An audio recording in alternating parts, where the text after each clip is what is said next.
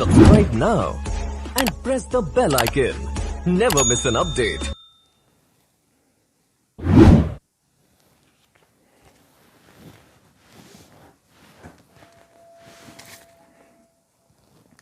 Five marks का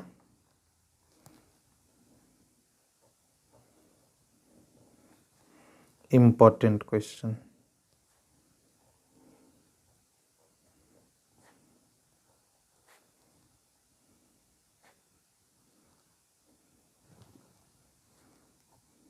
पहला question है ओम के नियम को लिखें। कौन के नियम? ओम के नियम को लिखें और इसे सत्यापित करें आएगा 5 नंबर में। तो आंसर है इसका सन 1826 ईस्वी में जर्मन के भौतिक वैज्ञानिक जॉर्ज साइमन ओम ने धारा एवं विभवांतर के बीच एक संबंध स्थापित किया जिसे ओम का नियम कहते हैं। फिर से देखते हैं। कहता है सन 1826 ईस्वी में जर्मन के भौतिक वैज्ञानिक जॉर्ज साइमन ओम ने धारा एवं विभवांतर के बीच एक संबंध स्थापित किया जिसे ओम का नियम कहते हैं। इनकी धारा और विभवांतर ये दोनों के बीच जो है जर्मन के एक भौतिक वैज्ञानिक थे, उनका पूरा नाम था जॉर्ज साइमन ओम। 1826 ईस्वी में मतलब एक नियम का प्रतिपादन किए जिसे ओम का नियम कहते हैं, धारा और विभवांतर के बीच। तो वो नियम क्या है? तो देखिए फिर से, नियम इनके अनुसार नियत ताप पर या अचर ताप पर किसी चालक से प्रवाहित होने वाली धारा, कोई भी चालक होगा उससे प्रवाहित होने वाली जो धारा होगी चालक के सिरों के बीच विभवांतर के समानुपाती होता है। फिर से कहता है इनके अनुसार, किनके अनुसार? तो ओम के अनुसार नियत ताप पर यानी कि अचर ताप पर, टेम्परेचर जो है नहीं बदलेगा। किसी चालक से प्रवाहित होने वाली धारा, कोई भी चालक होगा उससे प्रवाहित होने वाली धारा चालक के सिरों के बीच विभवांतर के समानुपाती होता है। इनकी धारा जो है विभवांतर के समानुपाती होता है। धारा को हम आई द्वारा सूचित करते हैं, इस समानुपाती का चिन्ह है, और विभवांतर को भी से। तो हम इसको सीधा करके लिख सकते हैं भी समानुपाती आई। एक दूसरे के समानुपाती है तो इधर भी कर सकते हैं और इसको इधर भी कर सकते हैं, कोई फर्क नहीं पड़ता है।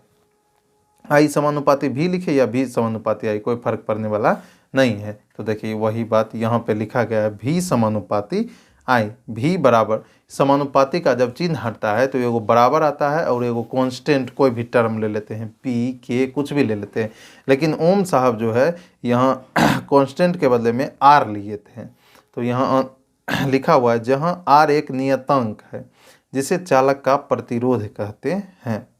जहाँ आर एक कौन सी है? नियतांक है जिसे चालक का प्रतिरोध कहते हैं। अब देखिए इसका सत्यापन।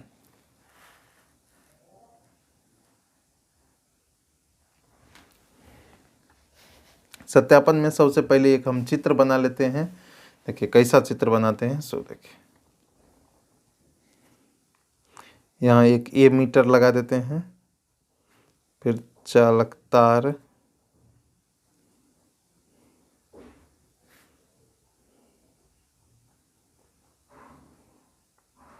यहाँ पर बैटरी लगा लेते हैं,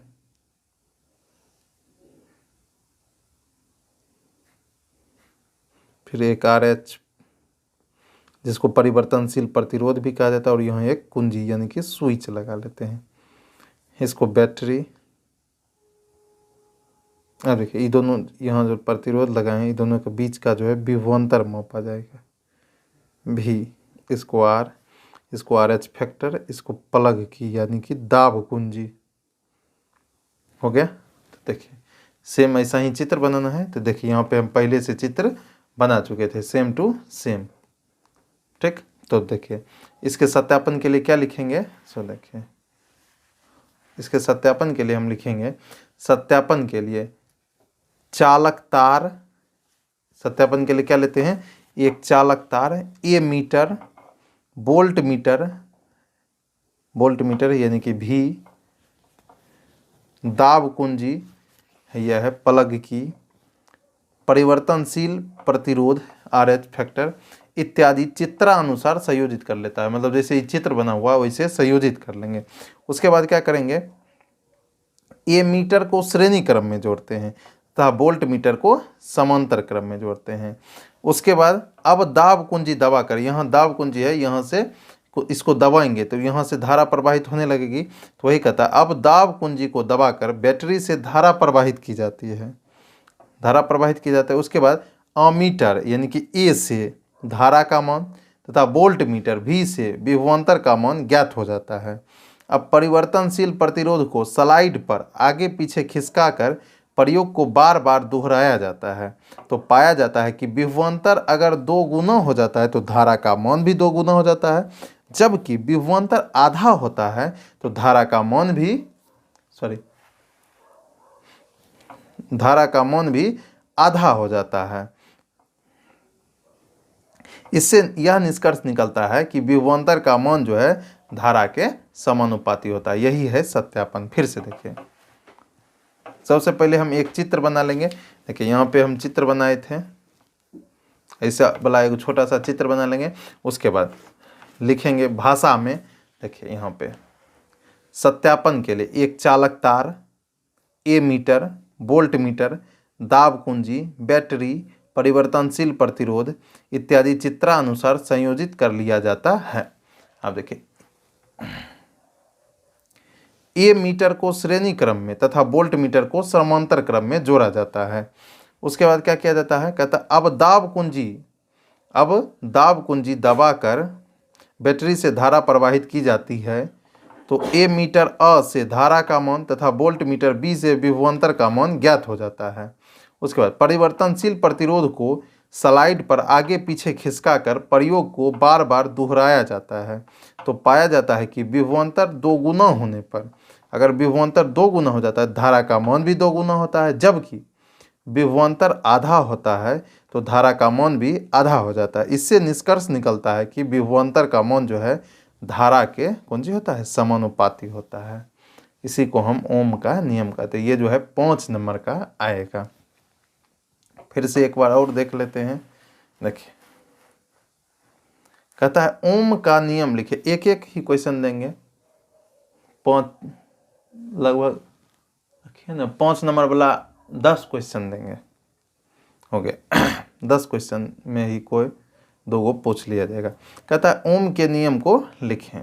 कहता है सन 1826 ईस्वी में जर्मन के भौतिक वैज्ञानिक जॉर्ज साइमन ओम ने धारा एवं विभवांतर के बीच एक संबंध स्थापित किया जिसे ओम का नियम कहते हैं।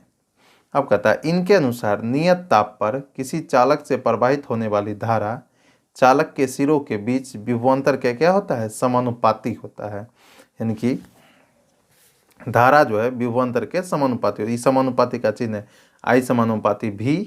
अब देखिए क्या V इधर लिखिए या इधर लिखिए कोई फर्क नहीं पड़ता है, तो इसको सीधा करके लिख लेते हैं हम V समानुपाती I। अब देखिए जब ये समानुपाती चिन्ह हटता है तो एक बराबर आता है, एक और कोई कांस्टेंट लेते हैं तो कांस्टेंट के बदला में जो है ओम साहब R लिए थे तो हम लोग भी R लेंगे और I जहाँ देखिए फिर यहाँ पे लिखना पड़ेगा जहाँ R एक नियतांक है जिसे चालक का प्रतिरोध कहते हैं। अब इसका सत्यापन करना है तो सबसे पहले हम एक चित्र बना लेंगे। जैसे देखिए यहाँ पर एक चित्र बनाए थे हम, तो ऐसा ही एक चित्र बना लेंगे। उसके बाद सत्यापन में लिखेंगे कैसे, सो देखिए यहाँ लिखा हुआ है सत्यापन के लिए चालक तार, ए मीटर, वोल्ट मीटर, दाब कुंजी, बैटरी, परिवर्तनशील प्रतिरोध इत्यादि चित्रानुसार संयोजित कर लिया जाता है। अब ए मीटर को श्रेणी क्रम में तथा वोल्ट मीटर को समांतर क्रम में जोड़ा जाता है। उसके बाद कहता है अब दाब कुंजी दबाकर बैटरी से धारा प्रवाहित की जाती है। अब देखिए अमीटर ए से धारा का मान तथा वोल्ट मीटर बी से विभवांतर का मान ज्ञात हो जाता है। परिवर्तनशील प्रतिरोध के स्लाइड को आगे पीछे खिसकाकर प्रयोग को बार बार दोहराया जाता है। अब देखिए तो पाया जाता है कि अगर विभवांतर 2 गुना हो जाता है, देखिए तो धारा का मान भी 2 गुना हो जाता है, और विभवांतर आधा अगर हो जाएगा तो धारा का मान भी आधा हो जाएगा। जैसे 3 गुना अगर हो जाएगा विभवांतर तो धारा भी 3 गुना हो जाता है। तो वही कहता है, इससे यह निष्कर्ष निकलता है कि विभवांतर जो है वही नियत ताप प्रचालक से सिरों से बीच विभवांतर जो है धारा के समानुपाती होता है। वही लिखा गया यहाँ, विभवांतर का मान जो है धारा के समानुपाती होता है।